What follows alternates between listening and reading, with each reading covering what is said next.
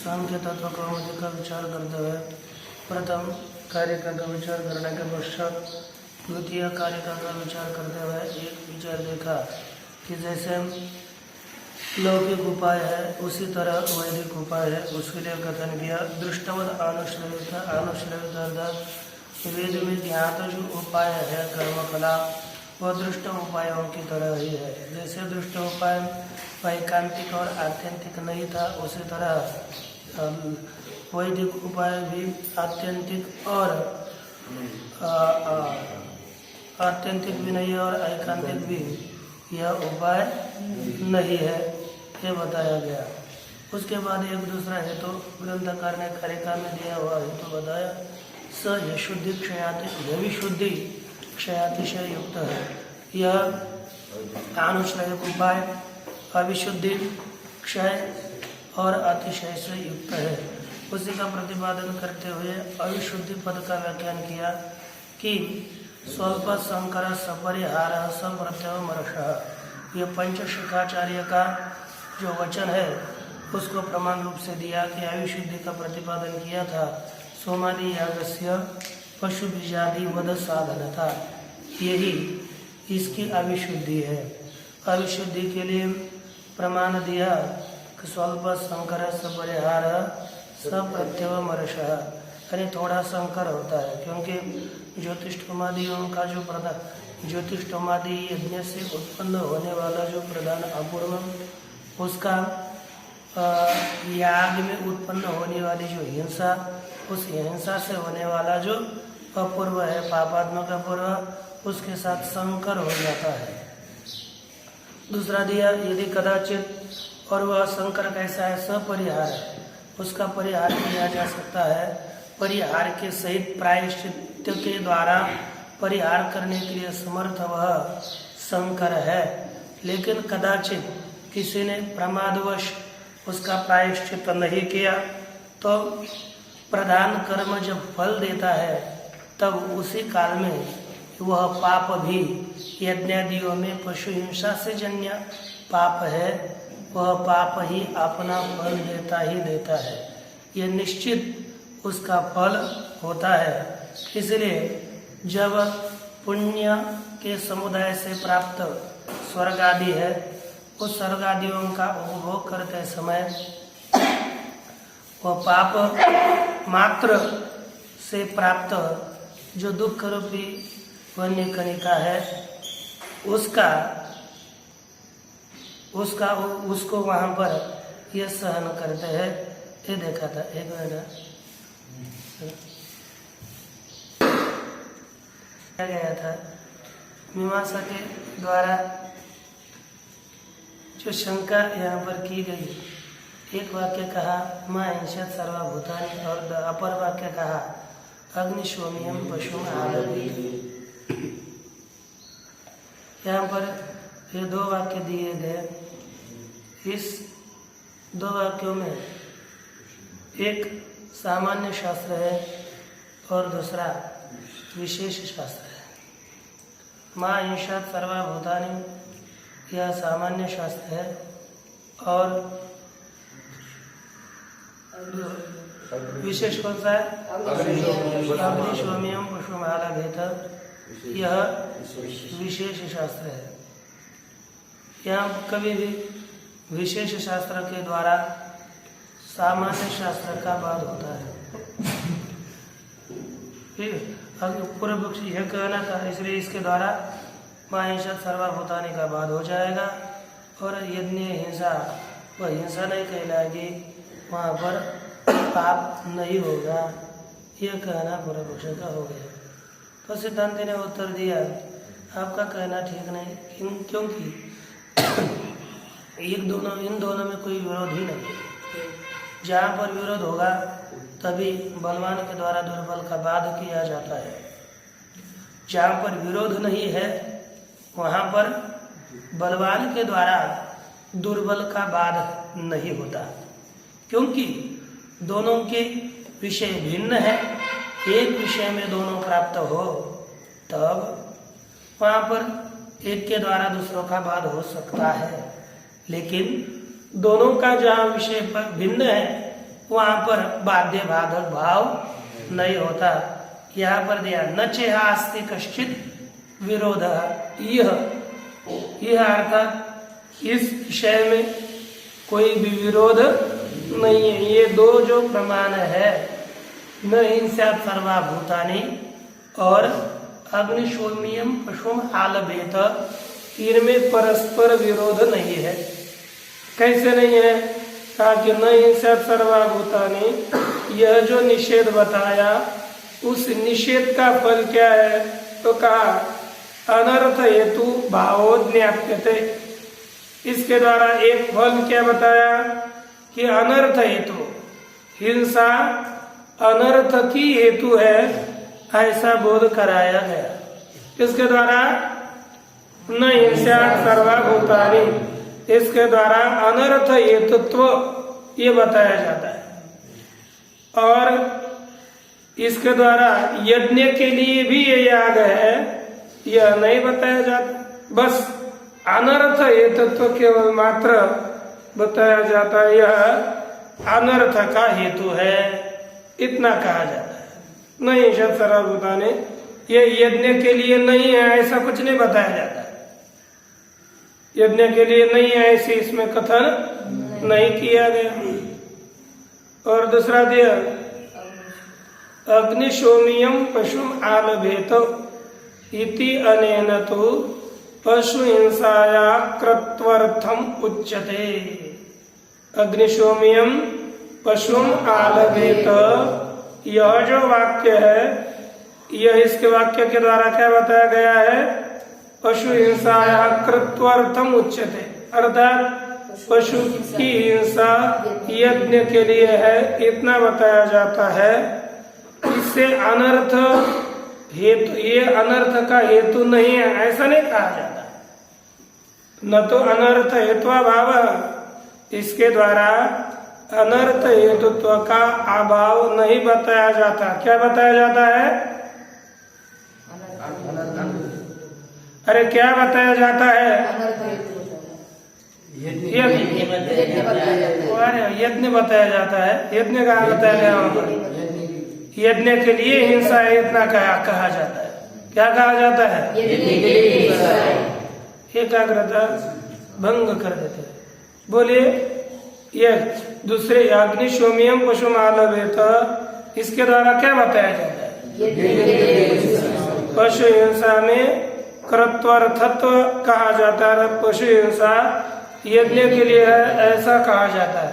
क्या नहीं कहा जाता? अनर्थ हेतु का अभाव, यह नहीं कहा जाता।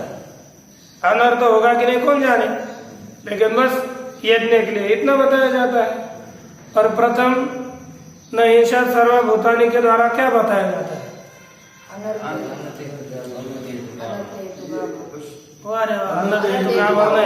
अनर्थ हेतुत्व कहा जाता है। यानी कल पढ़े नहीं हो आप लोग, कल का विषय अनर्थ हेतुत्व, हेतु अनर्थ हेतु भाव बोलो तो अनर्थ हेतुत्व कहा जाता है। हिंसा में अनर्थ हेतुत्व कहा जाता है। किस वाक्य के द्वारा?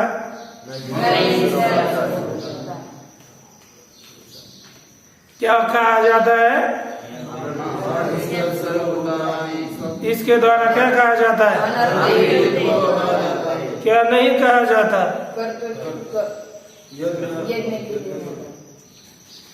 क्या कहा नहीं जाता है?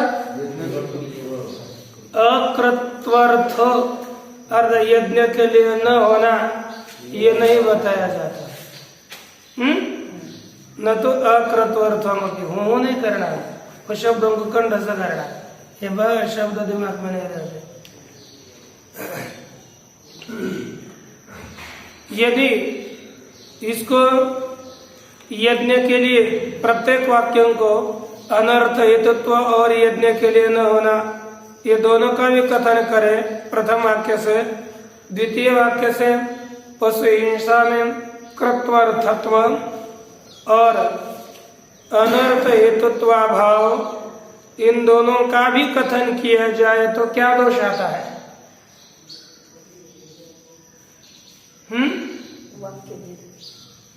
क्या दोष आता है? वाक्य भेद का प्रसंग आएगा। अच्छा, नच अनर्थ हेतुत्व क्रतुपकारकत्वयोः कश्चित् विरोधः अस्ति। प्रथम वाक्य के द्वारा अनर्थ हेतुत्व और दूसरे वाक्य के द्वारा कृत्वर्थत्व अर्थात कृतु उपकारत्व, यज्ञ का उपकारी तो पशु हिंसा है, यह दूसरे वाक्य के द्वारा बताए और प्रथम वाक्य के द्वारा अनर्थ हेतुत्व बताया गया। इन अनर्थ हेतुत्व और क्रतुपकारकत्व, इन दोनों में कोई भी विरोध नहीं है। है क्या? नहीं। क्यों नहीं है? वाक्य बंद कर देना। हेतुत्व और क्रतुपकारकत्व, इनमें कोई विरोध नहीं है। दोनों भी ये भिन्न विषयक है। विहित विधान वाक्य और नैषत् सर्वभूतानि निषेध वाक्य और अग्निशोम्यम पशुमालभेतम, ये विधेय वाक्य, ये दोनों भी एक विषय में प्रवृत्त नहीं होते, इसलिए इनमें कोई विरोध नहीं है। हिंसा ही पुरुषस्य दोषम आवक्ष्यति। हिंसा क्या बताती है? पुरुष के दोष को बताएगी। और क्रतोश्च उपकरिष्यति इति, यह क्रतु का उपकार भी करेगी। हिंसा एक है, एक दोष को भी बता रही है और यज्ञ का उपकार भी कर रही है। ये हिंसा एक बताई गई। अब यह जो यागात्मक ये जो उपाय है, इसमें एक क्षयातिशय इस दोष को बताने के लिए आगे कहा। यद्यपि यहाँ पर देखो, पहला उपाय जो बताया क्या? यह विशुद्धि, यह अविशुद्धि कारण में है, लेकिन क्षय और अतिशय यह कारण में नहीं। याग में क्षयातिशय ये धर्म नहीं है। किसमें है? फल में है। स्वर्गादि फल में उसमें क्षयातिशय यह दोष है, लेकिन कार्य में विद्यमान रहने वाले दोष, उनका कथन कारण में किया जाता है। कार्यगत दोषों का कथन कारण में किया गया। इसी को बताने के लिए अग्रिम पंक्ति दी गई। क्षयातिशयोच फलगतावपि उपाये उपचरितौ। क्षय और अतिशय ये फलगत है, फल में होने वाले, फलगत होने पर भी ये फल में रहने वाले हैं, ऐसा होने पर भी उपाय उपचरितौ, उपाय में गौण रीति से बताया गया। किसमें रहते हैं? फल में। फल है स्वर्ग, यह स्वर्ग आदि रूप फल में ये विद्यमान रहते हैं, तो भी यह उपाय रूप जो याग, उस याग में ही ये क्षय और अतिशय रहते हैं। ऐसा गौण प्रयोग किया गया है, मुख्य प्रयोग नहीं है। उसी को बता रहे।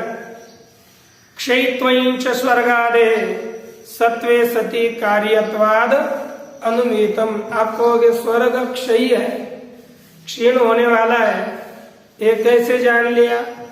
तो कहते अनुमान से जान लिया। क्या अनुमान है? तो देखो, स्वर्ग क्षयी सत्वे सति कार्यत्वाद घटादिवत, जो सत होने पर कार्य है, सदार्थात भाव पदार्थ होते हुए जो कार्य है वह क्षयी होता है। स्वर्ग भी भाव पदार्थ होते हुए कार्य है, इसलिए स्वर्ग भी क्षयी है। क्या है? स्वर्ग भी क्षयी है, स्वर्ग का भी क्षय होता है। और यही बताया कि अनुमान दिया अपना ही क्षयित्वम, ये साध्य है। स्वर्ग आदि पक्ष स्वर्ग पक्ष है और सत्वे सति कार्यत्वाद यह अनुमान है, अतः हेतु है, तो आप क्रम से उसको रख सकते हैं। स्वर्ग क्षयी सत्वे सति कार्यत्वाद, यह अनुमान बनेगा। इस अनुमान से स्वर्ग आदि जो फल है उसमें क्षयित्व विनाशित्व यह सिद्ध किया गया है। आप देख सकते हैं टीका में भी 23 पेज में ऊपर से दूसरी पंक्ति में स्वर्गादिकम क्षयी भावत्वे सति कार्यत्वात् पटादिवत यह अनुमान दिया हुआ है। आगे देखिए नवम परिच्छेद, ज्योतिष्टोमादय स्वर्ग मात्र से साधनम। हम ज्योतिष्टोम करते हैं, इससे क्या होता है? मनुष्य केवल स्वर्ग में जाता है। लेकिन दूसरा याद है, वाजपेयादयस्तु स्वराज्य से अतिशय युक्तत्व। लेकिन आप जाओगे ज्योतिष्टोम करोगे केवल स्वर्ग में जा सकोगे, लेकिन उसमें भी वाजपेय याग करोगे तो स्वर्ग में जाकर आप राजा बनोगे। तो स्वर्ग का राजा वहां जा करके तो उसके अपेक्षा से श्रेष्ठ है ना। इसलिए ये क्षीण तो होने वाले सभी है, लेकिन उसमें अतिशय भी है। अतिशय क्या है? यदि जो सामान्य वहां पर गया हुआ स्वर्ग में आदमी है और वहां पर एक बना हुआ राजा बना हुआ है, तो उसमें से कौन अच्छा है? राजा ना। आपको लगा ये तो मेरे से पहले पृथ्वी में तो बहुत नीचा था, ये छोटा था, और आप जाकर मेरा राजा बन गया, ये क्या हो जाएगा? सुख होगा? अच्छा, इतनी ऐसी बुद्धि है आप लोगों में, है ना? क्योंकि क्या हो जाता है? दुख हो जाता है। वाजपेय सारा जस्व अतिशय युक्तत्वम, और ये निश्चित है, पर संपद उत्कर्षो ही हीन संपदम पुरुषम दुखा करोति। एक वाक्य दिया कि पर संपद उत्कर्ष, दूसरों के संपत्ति का उत्कर्ष हीन संपत्ति वाले पुरुष को दुखी कर देता है। दुखी, कभी वह सुखी नहीं होता। हीन संपत्ति वाले पुरुष को अधिक संपत्ति वाला दूसरे पुरुष का जो उत्कर्ष है यह दुखी करता है। यदि आप लोग हैं, वैसे आप लोगों में होता नहीं, क्योंकि कोड़ के लजना है, खालसा कोड़ का आज नहीं, वैसी सीधी है आप लोगों में। अब देखो, आप लोगों में कोई अधिक अभ्यास करेगा तो ऐसा मन में थोड़ा ग्लानि आनी चाहिए, हमने अभ्यास नहीं किया, हम अधिक अभ्यास करें, ऐसा होना चाहिए ना। लेकिन होता नहीं, क्योंकि आप लोगों के क्या है, दूसरों ने अभ्यास किया तो हमने अभ्यास किया ही किया, क्योंकि वेदांत में सभी एक है ना। इसके कारण आप लोग अभ्यास नहीं करते। ऐसी स्थिति है, अभ्यास करना चाहिए। कल पूछ लेता हूँ सब, फिर पता चलेगा सब क्या दो ही कार्य। और ये कहा कि अपाम सोमम अमृता अभूम इति च अमृतत्वा विभागवधानम शिरस्थेमानम उपलक्ष्यति। अपाम सोमम अमृता अभूम, ये कहता है कि हमने क्या किया? सोमम अपाम, सोम रस को पी लिया, फिर अमृत हो गए। इति च, ऐसा जो अमृतत्व का कथन है, चिरस्थेमानम, चिरकाल के स्थिति को उपलक्षित करता है, अर्थात बहुत काल रहता है ना। ये बहुत काल रहता है इसको बताया, वो अमर हो गए इसको नहीं कहते। अमृत तो यहाँ पर दीर्घ कालित्व के विवक्षा से है। आप अमर है कि नहीं? हाँ, चींटी की अपेक्षा से है ना। चींटी के 1-2 दिन में मर, दिन में 2 दिन में मर जाएगी, वो देखना पड़ेगा ना। वैसे आप तो 100 साल जीते हो तो फिर उसके अपेक्षा से अमर है। वो तो लगेगा क्यों रे, ये मानव तो अमर है, ऐसा उस चींटी को लगता है ना। वैसे ही हम लोगों को देवता कैसे लगते हैं? वो अमर है, क्योंकि 71 चतुर्युगी चली जाएगी तभी कि इंद्र मरता है। हम एक युग में 1000 बार मर सकते हैं, ऐसी हमारी स्थिति। इसीलिए वो अपने अपेक्षा से वो अमर है, ज्यादा दिन तक जीते हैं, इसलिए उनको अमर कहा। कभी मरते ही नहीं है, ऐसी बात तो है ही नहीं। इसलिए कहा फिर कब तक जीते हैं? प्रमाण दिया, आभूत संप्लवम स्थानम अमृतत्वम ही भाष्यते त्रैलोक्य श्री कालो यम पुनर्मार उच्यते। ये कहते हैं कि आभूत संप्लवम स्थानम अमृतत्वम ही भाष्यते। जब तक प्रलय नहीं होता, तीनों लोगों का प्रलय जब तक नहीं होता, तब तक ही ये इनका अमृतत्व है, तब तक ये मरते नहीं, इसलिए अमृतत्व कहा जाता है। अर्थात त्रैलोक्य स्थिति का जो काल है, तीनों लोगों की स्थिति का जो काल है, उसी को ही यहाँ पर मार अयम पुनर्मार उच्यते, इसको क्या कहा जाता है? मार कहा जाता है। अर्थात जब तक, ये इतना ध्यान में रखना है, जब तक तीनों लोगों का क्षय नहीं होता तब तक यह अमर है इंद्रादि, लेकिन बाद में मरी तो जाते ही। इति अतएव च श्रुति ही, इसलिए श्रुति प्रमाण दिया, कभी भी मनुष्य को यदि अमृतत्व की प्राप्ति करनी है तो एक ही प्रयोजन है, एक ही साधन है, त्याग। एक ही है त्याग। त्याग होना चाहिए। त्याग की वृत्ति जगती है, कभी विरक्ति होनी चाहिए। विरक्तता सिद्धि 8 वेना है ना, ऐसी सिद्धि हो जाती है कि तपो बड़े रुद्धि पातलिया भ्रंशी बुद्धि मग विरक्तादि सिद्धि 8 वेना। ऐसी स्थिति न हो जाए कि बाद में विरक्तता भी ना 8 है, ध्यान में है कि हम विरक्त थे, विरक्ति प्राप्ति करनी है, मोक्ष प्राप्त करना है, ये भी ध्यान में नहीं आता। इसलिए कहा न कर्मणा न प्रजया धने न त्यागे नहीं कि अमृतत्व मानुष।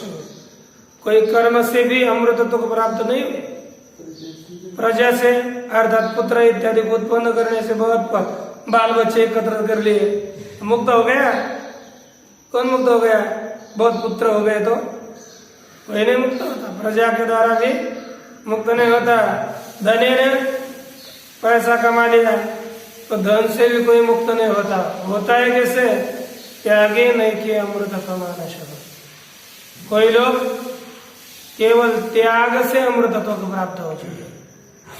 एक में वो त्याग और अपना त्याग छोड़कर बात कहिए, ये स्थिति चल रही है।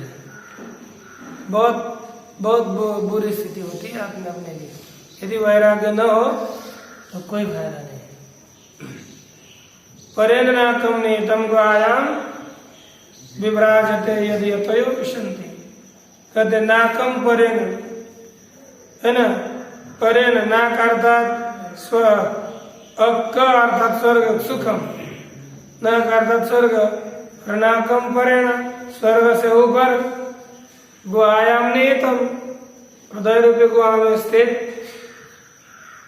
ये जो एक स्थान है वह विभ्राजते, वह प्रकाशित होता है। यदि यतयो विशंति, जिस स्थान में यति लोग प्रवेश करते हैं, सन्यासी पुरुष प्रवेश करते हैं, वह स्वर्ग से ऊपर प्रकाशित होता है। ऐसे स्थान को अमृतत्व को, अर्थात ये तीनों लोकों से ऊपर है, ये तीन लोकों के अंतर्गत नहीं जाता। आता है क्या? हृदय। तीनों लोकों से ऊपर है, अतिरिक्त है, अर्थात फिर क्या ऊपर है क्या आकाश में? नहीं, हृदय। हृदय में जो रहता है, हृदय में जो प्रकाशित होता है, उसको यति लोग, विद्वान लोग ही समझ लेते हैं, उसमें समझ करके प्रवेश करते हैं, यह अर्थ।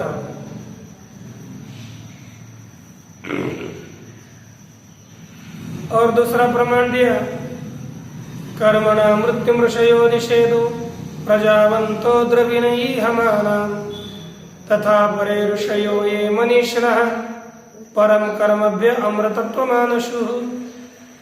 ये ध्यान दीजिए, थोड़े शास्त्रों को गंभीरता से पढ़िए और गंभीरता से लेकर के शास्त्र में बताए हुए प्रत्येक पदों का आचरण करने के लिए प्रयास किया जाए, तब अपने जीवन की सफलता है।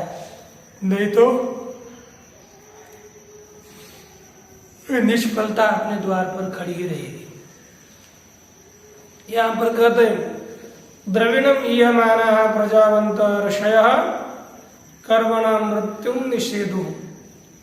द्रविणम, द्रविणम अर्थात द्रव्य की इच्छा करने वाले। कौन? प्रजावंत, प्रजा वाले, पुत्रादि वाले जो ऋषि है, पुरुष है, वे कर्म के द्वारा मृत्यु निषेध हो, कर्म के माध्यम से मृत्यु को प्राप्त होते हैं। कर्म करोगे तो मुक्ति मिलेगी, ऐसी बात नहीं, बंधन रहे। और भी देते हैं, इस तरह से ये बताया गया, एक त्याग से युक्त जो ज्ञान है, ज्ञान का ज्ञान ही एकमेव मुक्ति का, सभी प्रकार के दुख की निवृत्ति का साधन है। तो देतत् सर्वम अभिप्रेत्याह, इसी को अभिप्रेत करके ही कहते हैं, क्योंकि ज्ञान ही एक उपाय है ना, उसी के अभिप्राय से बताया गया। तद विपरीत श्रेयान, किन से विपरीत श्रेय है? बोलो, ज्ञान से विपरीत क्या श्रेयस करे? ज्ञान श्रेयस करे कि ज्ञान से विपरीत श्रेयस करे? फिर किसके? जो यज्ञादिक जो वैदिक कर्म कलाप है, उससे व्यतिरिक्त तो ज्ञान है, वही श्रेष्ठ है। लिखा है नीचे, वैदिक उपाय विपरीत, वैदिक उपाय से विपरीत अलग ज्ञान श्रेष्ठ है। लिखा तस्मात् अनुश्रविकात् दुखापघातकोपाया सोमपानादे अविशुद्धात् अनित्य सातिशय फलात् विपरीत विशुद्ध हिंसादि संकराभावात् निरतिशय फल असकृत अपुनरावृत्ति श्रुत है। यह ज्ञान ही श्रेष्ठ है, ये बताया। तस्मात्, उससे। अब तद विपरीत श्रेयान, इसका यह अर्थ तद से क्या लेना है? तो कहते हैं आनुश्रविक जो दुखोपघातक उपाय है। आनुश्रविक अर्थात क्या है ऋषि? आनुश्रविक किसे कहते हैं?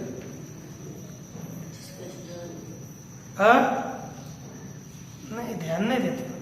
आनुश्रविक शब्द का अर्थ क्या है? वैदिक उपाय, वेद से वेद में ज्ञात हुआ उपाय। इधर उधर देखते रहते हो।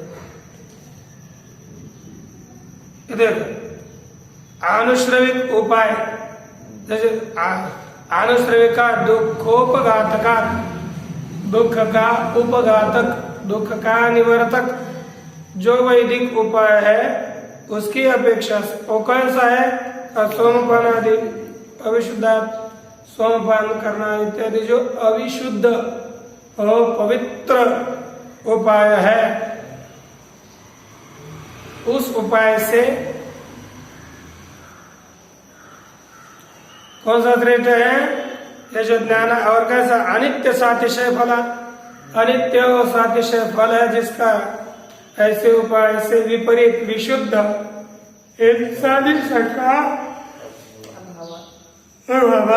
हिंसा इत्यादि संकर का अभाव होने से नित्य निरतिशय फलम, नित्य निरतिशय फल वाला जो उपाय है वही श्रेष्ठ है। असकृत पुनरावृत्ति श्रुत है। क्या असकृत पुनः पुनः आवृत्ति है ना, अपुनरावृत्ति श्रुत है, मुझे पुनः न आने की पुनः आवृत्ति अपुनरावृत्ति है, ऐसी श्रुति होने से अपुनरावृत्ति को प्रतिपादन करने वाली श्रुति है। अर्थात इस पुरुष को प्राप्त हुआ पुरुष पुनः वापस नहीं आता, आत्म तत्व को जानने वाला पुरुष वापस नहीं आता, यह अपुनरावृत्ति श्रुति है। इस अपुनरावृत्ति श्रुति के होने से यही उपाय श्रेष्ठ है। ये बता नच, अरे आपने कहा कि यह जो मोक्ष है, मुक्ति है, वो भी तो कार्य है, वो भी तो जन्य है। जन्य होने से यत् कृतकम तद अनित्यम, इस न्याय से उस मोक्ष भी अनित्य हो जाएगा। ठीक है, न च कार्यत्वेन अनित्यता फलस्य युक्ता, यद् कार्यम तत्तद अनित्यम, इस तरह कार्यत्व हेतु से फल में अनित्यता ये युक्त नहीं है। क्यों? भाव कार्य से तथात्वा, जो भाव कार्य है वह अनित्य हो सकता है। कौन सा कार्य? भाव कार्य अनित्य हो सकता है, लेकिन ध्वंस स्वरूप कार्य अनित्य नहीं है। ध्वंस से कार्य से तद परित्याग, ध्वंस यह अभाव रूप कार्य है ना, और ये ध्वंस अभाव रूप कार्य होने से अपने भाव रूप कार्य से कैसा है? विलक्षण है, अतिरिक्त है। ये बता दो, दुख प्रध्वंस से तो कार्य से तद परित्याग अनित्य से विपरीत है। कौन अनित्य से विपरीत है? ध्वंस। और इन सांख्यों के मत में मोक्ष क्या चीज है? त्रिविध दुखों का ध्वंस। त्रिविध दुखों के ध्वंस को ही वो मोक्ष बोलते हैं। तो यह अनित्य नहीं होगा। न च दुखांतरोत्पाद, ये कहते दूसरे दुखों की उत्पत्ति वहां पर होती है भी नहीं कर सकते हैं, है ना। कारण प्रवृत्तो कार्य से अनुत्पादा, जब तक वो कह देगा कि पुनः दुख की तो प्रवृत्ति हो ही जाएगी, कभी पुनः दुख की उत्पत्ति नहीं होगी, क्योंकि कारण की जब तक प्रवृत्ति नहीं होती तब कार्य से अनुत्पादा, कार्य की उत्पत्ति नहीं होती। विवेक ज्ञानोप जनन पर्यंतत्वाच्च कारण प्रवृत्ति है। विवेक ज्ञानोप, जैसे विवेक ज्ञान है ना, विवेक ज्ञान उत्पन्न होने तक ही किसकी प्रवृत्ति होती है? कारण की प्रवृत्ति होती है। ये जो माया प्रकृति है उसकी प्रवृत्ति तब तक होती है जब तक विवेक ज्ञान उत्पन्न नहीं होता, तब तक प्रवृत्ति होती है। यह सब कुछ एतच्च उपरिष्टात् उपपादयिष्यते, यह सब उपरिष्टात् अर्थात आगे बताएंगे, आगे प्रतिपादन किया जाएगा। इतना विषय आज थोड़ा ही भी है, इसको ध्यान दे करके पढ़िए। ओम पूर्णमदः पूर्णमादाय पूर्णमेवावशिष्यते। ओम शांति।